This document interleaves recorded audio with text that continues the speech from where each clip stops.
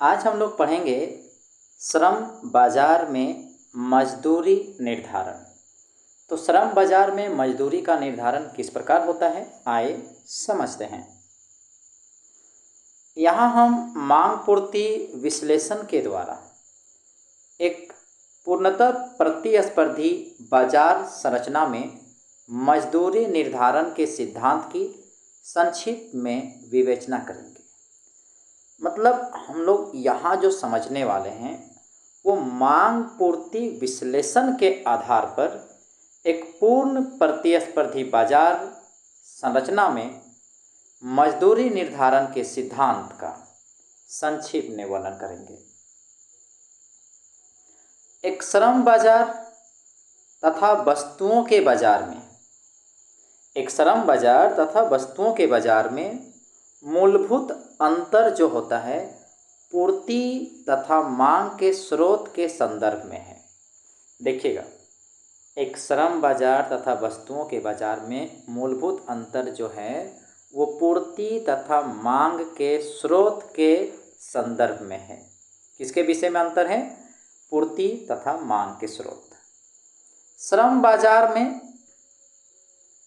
श्रम की पूर्ति करने वाले घर परिवार हैं तथा श्रम की मांग फर्मों से आती है, जबकि वस्तुओं के बाजार में स्थिति इसके बिल्कुल विपरीत है। यहाँ यह इंगित करना महत्वपूर्ण है कि श्रम का अभिप्राय श्रमिकों द्वारा किए गए कार्य के घंटे से है, ना कि श्रमिकों की संख्या से। देखें, यहाँ पर इस बात को नोटिस करने वाली बात है कि श्रम का मतलब यहाँ पर है श्रमिकों द्वारा कितना घंटे तक काम हो रहा है, ना कि ये गिनना कि श्रमिकों की संख्या कितनी है। मजदूरी दर का निर्धारण श्रम के लिए मांग तथा पूर्ति वक्रों के प्रतिच्छेदन बिंदु पर होता है। देखिए ध्यान से, मजदूरी दर का निर्धारण कैसे निकलता है? मजदूरी दर का निर्धारण श्रम के लिए मांग तथा पूर्ति वक्र दोनों प्रतिच्छेदन बिंदु पर होता है, उसके आधार पर किया जाता है। जहां श्रम की मांग तथा पूर्ति संतुलन में हो, जिस जगह पर क्या होता है, श्रम की मांग और पूर्ति संतुलन में हो, तो उसी प्रतिच्छेद बिंदु के आधार पर मजदूरी दर का निर्धारण किया जाता है श्रम का। अब हम देखेंगे कि मजदूर की मांग तथा पूर्ति वक्र कैसे दिखाई देते हैं।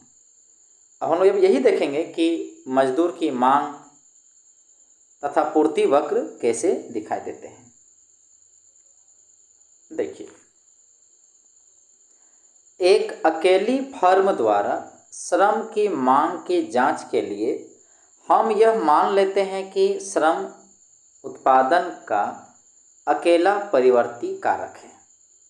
देखिए, एक अकेली फर्म द्वारा, सिंगल फर्म है, तो उसके द्वारा जो श्रम की जो मांग की जो जांच के लिए कि वहाँ पर श्रम की मांग कितना है, तो श्रम की मांग की जांच के लिए हम यह मान लेते हैं कि श्रम जो है उत्पादन का अकेला परिवर्ती कारक है, वेरिएबल यही है। और श्रम बाजार में पूर्ण प्रतिस्पर्धा है तथा इसका यह अर्थ है कि प्रत्येक फर्म के लिए मजदूरी दर दी हुई है।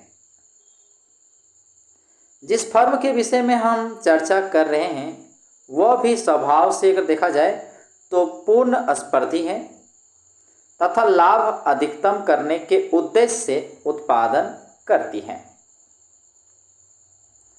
हम यह भी मान कर चलते हैं कि फर्म की उपलब्ध प्रौद्योगिकी पर ह्रासमान सीमांत उत्पाद नियम लागू होता है।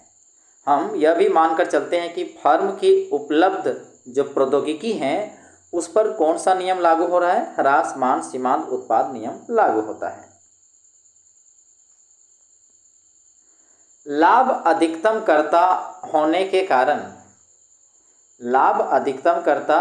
के कारण फर्म जो है सदा उस बिंदु तक श्रम का उपयोग करेगी जिस पर श्रम की अंतिम इकाई के उपयोग की अतिरिक्त लागत उस इकाई से प्राप्त अतिरिक्त लाभ के बराबर है। यहाँ पर देखिए, लाभ अधिकतम करता होने के कारण फर्म जो है सदा उस बिंदु तक श्रम का उपयोग करेगी जिस पर श्रम की अंतिम इकाई के उपयोग की अतिरिक्त लागत श्रम की अंतिम इकाई के उपयोग की अतिरिक्त लागत उस इकाई से प्राप्त अतिरिक्त लाभ के बराबर है। यानी कि श्रम की अंतिम इकाई को अगर हम अतिरिक्त लागत में बढ़ा दिया जाए, यानी श्रम की अंतिम इकाई के उपयोग की अतिरिक्त लागत किसके बराबर होना चाहिए? अतिरिक्त लाभ के बराबर। श्रम की एक अतिरिक्त इकाई को उपयोग में लाने के अतिरिक्त लागत मजदूरी दर W है। मान लेते हैं यहाँ पर कि श्रम की एक अतिरिक्त इकाई को उपयोग में लाने के अतिरिक्त लागत मजदूरी दर W है। श्रम की एक अतिरिक्त इकाई द्वारा अतिरिक्त जो निर्गत उत्पादन जो है उसका सीमांत उत्पाद तथा प्रत्येक अतिरिक्त इकाई निर्गत के विक्रय से प्राप्त अतिरिक्त आय फर्म की उस इकाई से प्राप्त सीमांत संप्राप्ति है। देखिए, श्रम की जब एक अतिरिक्त इकाई का उपयोग हुआ या उसमें लगाया गया, यानी प्रयोग हुआ है श्रम की एक अतिरिक्त इकाई, तो उसके कारण जो अतिरिक्त निर्गत का उत्पादन होता है तो वो उसका सीमांत उत्पाद कहलाएगा। और प्रत्येक अतिरिक्त इकाई के निर्गत से जो विक्रय करने के बाद जो प्राप्त होता है अतिरिक्त आय फर्म को, वो क्या कहलाएगा? उसे कहेंगे सीमांत संप्राप्ति। अतः श्रम की प्रत्येक अतिरिक्त इकाई के लिए उसे जो अतिरिक्त लाभ प्राप्त होता है वह सीमांत संप्राप्ति तथा सीमांत उत्पाद के गुणनफल के बराबर है। पुनः दोहराना चाहेंगे, श्रम की प्रत्येक अतिरिक्त इकाई के लिए उसे जो अतिरिक्त लाभ प्राप्त होता है वह सीमांत संप्राप्ति तथा सीमांत उत्पाद के गुणनफल के बराबर है। इसे श्रम का सीमांत संप्राप्ति उत्पाद कहते हैं। अतः फर्म उस बिंदु तक श्रम का उपयोग में लाती है जहां W की वैल्यू कितनी होनी चाहिए, यानी कि अतिरिक्त लागत मजदूरी दर कितना होना चाहिए? श्रम की सीमांत संप्राप्ति उत्पाद के बराबर होना चाहिए। मतलब श्रम की जो अतिरिक्त लागत की जो मजदूरी दर है वो किसके बराबर होना चाहिए? श्रम की सीमांत संप्राप्ति उत्पाद का।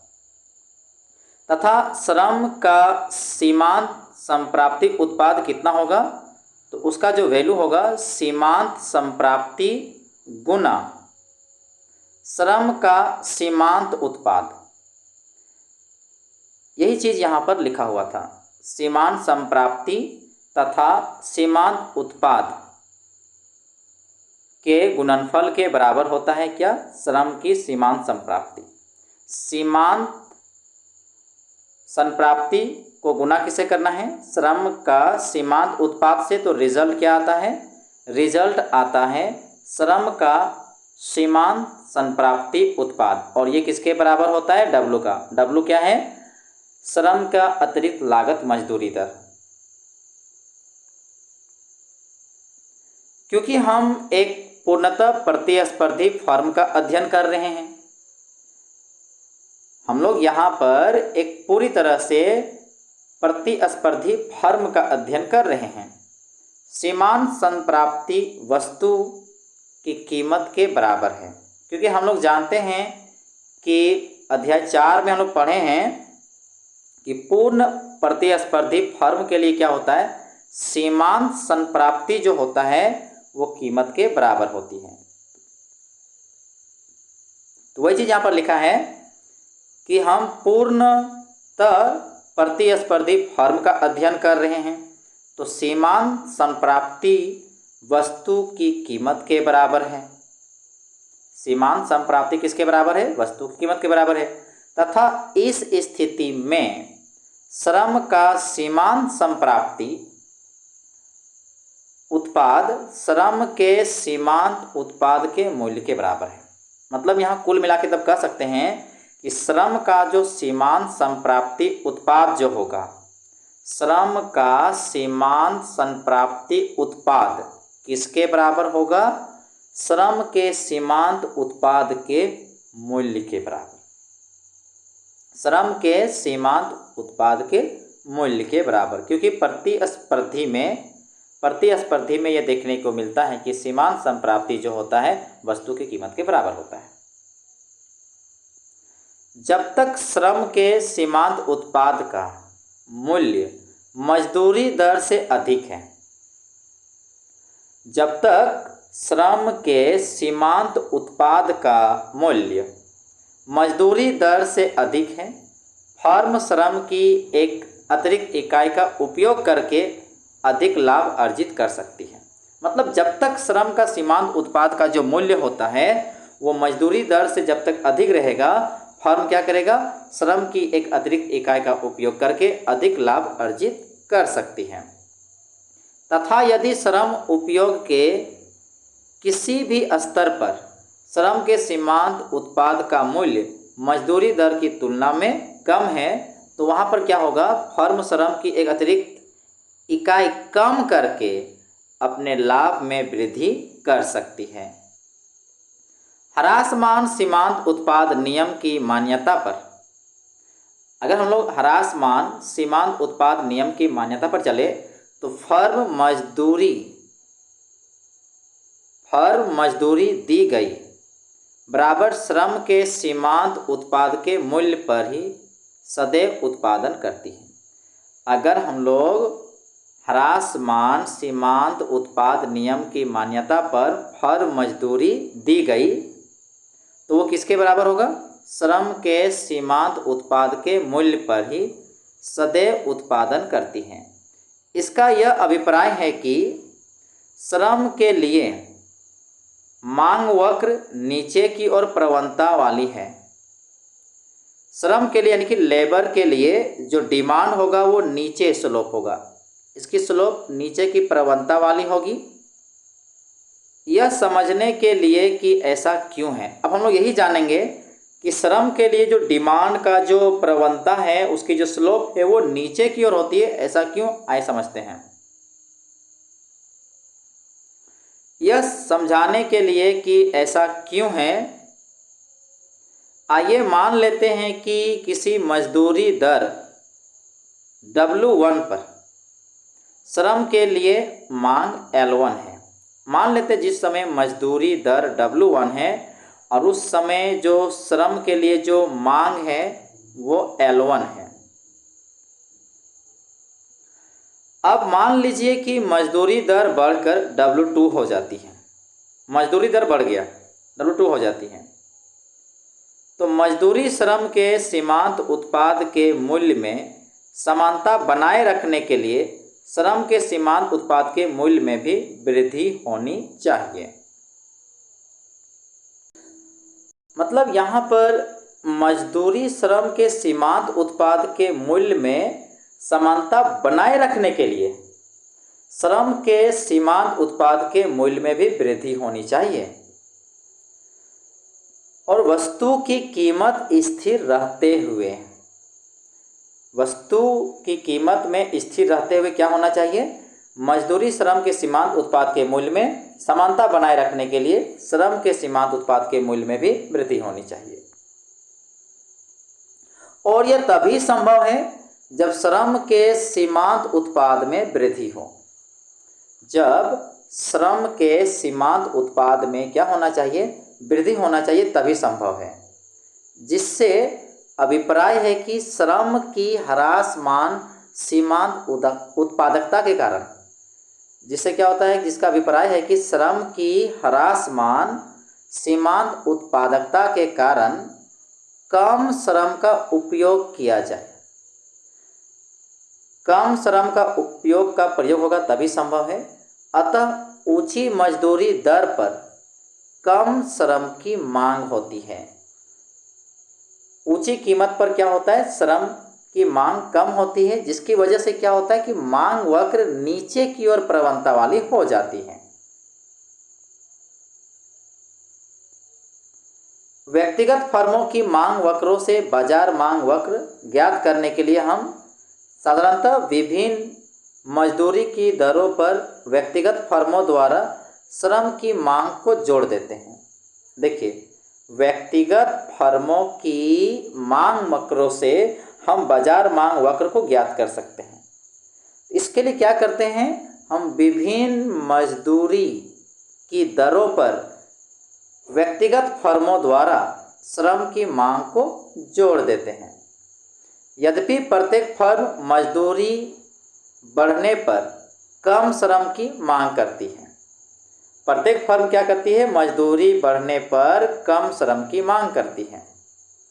तो बाजार मांग वक्र भी नीचे की प्रवणता वाली होती है। मतलब अलग अलग फर्म को साथ के साथ जोड़ते हैं, और यदि फर्म में जो मजदूरी दर अगर बढ़ती है तो वहाँ पर क्या होगा कि बाजार मांग वक्र भी नीचे की प्रवणता वाली होती है।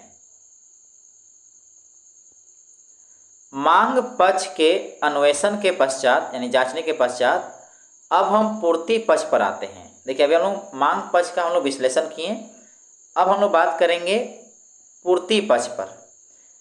जैसा कि पहले बताया जा चुका है कि किसी दी हुई मजदूरी दर पर कितनी श्रम पूर्ति की जानी चाहिए, इसका निर्धारण घर परिवार करते हैं।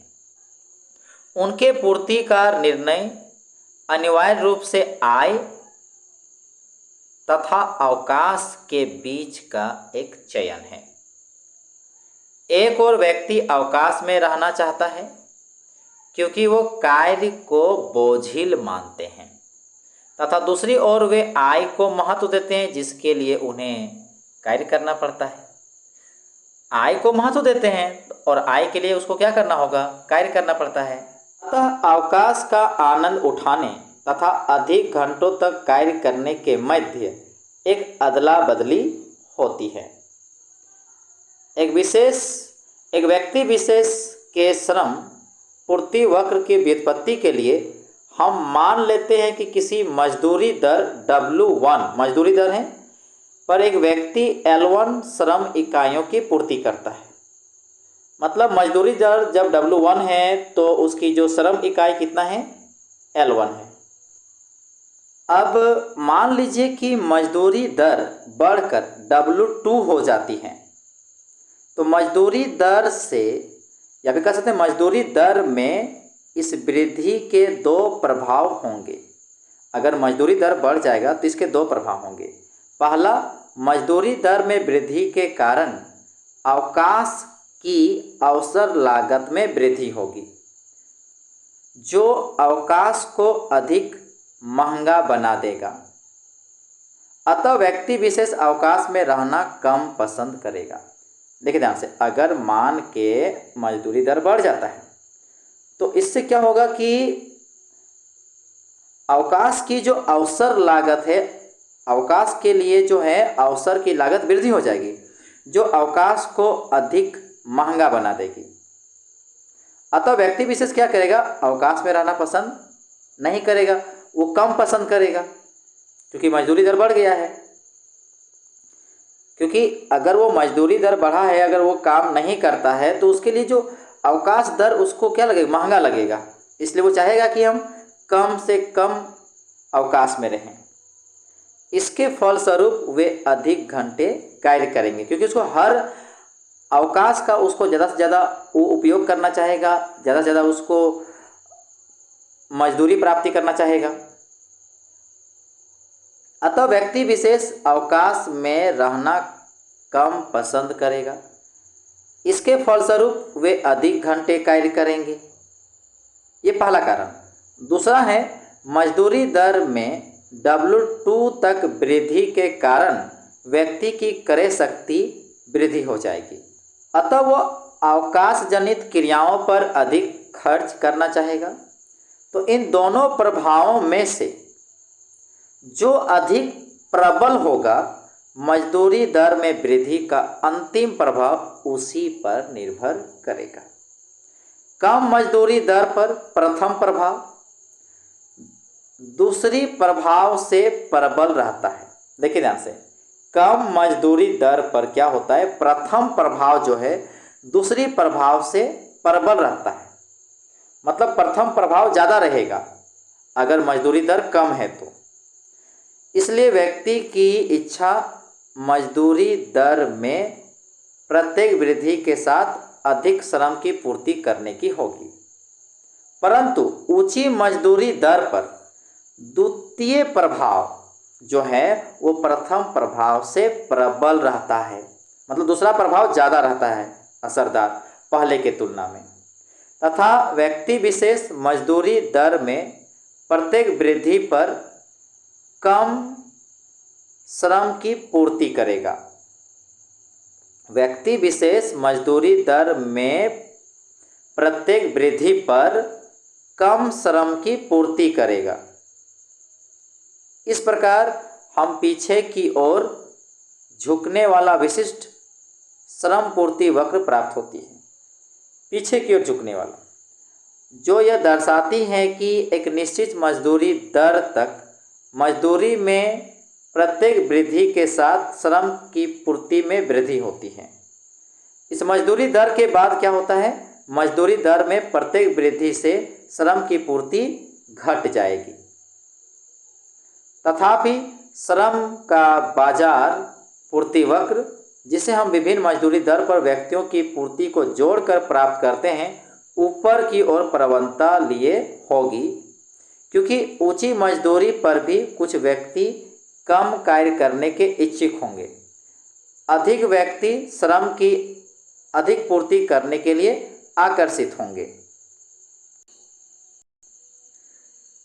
एक ऊपर की ओर प्रवणता वाले पूर्ति वक्र तथा नीचे की ओर प्रवणता वाली मांग वक्र द्वारा संतुलन मजदूरी दर उस बिंदु पर निर्धारित होती है जहां ये दोनों वक्र एक दूसरे को प्रतिच्छेद करते हैं।